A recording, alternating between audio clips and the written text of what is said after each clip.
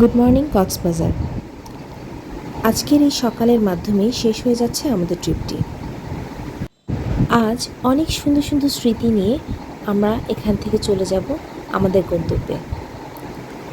হয়তো অনেক বছর পর অথবা অনেকগুলো মাসের পর আমাদের আবারও মনে পড়ে যাবে এই দিনগুলোর কথা।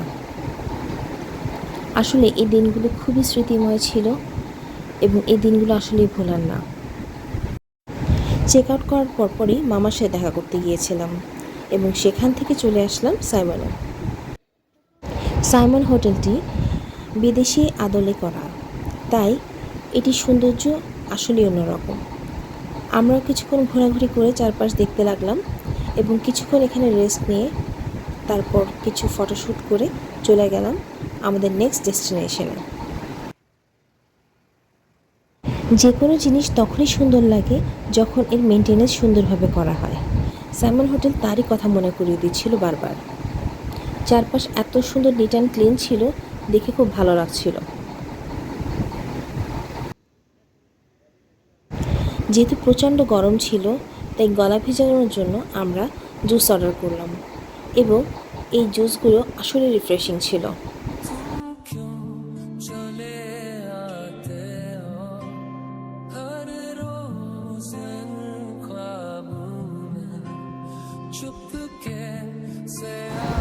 এখানে ঘোরাঘুরি করে ফটোশ্যুট করে আমরা চলে গেলাম মামির কাছে। হঠাৎ করে তাকেও চমকে দিলাম। এরপর চলে গেলাম আমরা বিচে। আজ আমরা ফিরে যাব, কিন্তু বিচের এই সুস্বাদু মুড়ি মাখাটা খাওয়া হবে না, তাই এটাও মিস দিলাম না। আমরা অনেকক্ষণ বিচে হাঁটলাম, এখানে কিছুক্ষণ শামুক কুড়ালাম, এখান থেকে কিছু পানি কালেক্ট করলাম আমার জন্য।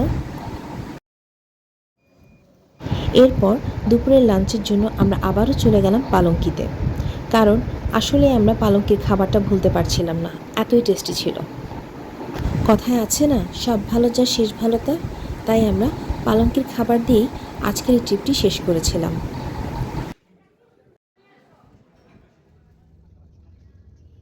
এই তো বাড়ির পথে ফিরে যাওয়া। আসলে লাস্ট কয়দিন আমরা অনেক এনজয় করেছি, অনেক স্মৃতিচারণ করেছি, আমাদের খুব সুন্দর একটি সময় কেটেছে। এই সুন্দর সময়ের আসলে কোনো নাম নেই, নাম দেওয়াও যাবে না। দুদিনের এই ছোট্ট জীবনে আপনার আসলেই উচিত এরকম সুন্দর সুন্দর ট্রিপ করা, কারণ এইসব ট্রিপই আপনার দুঃখের দিনের সাথী হবে। আর লাক ভালো থাকলে আমার মতো একটা বান্ধবী পেয়ে গেলে তো কথাই নেই।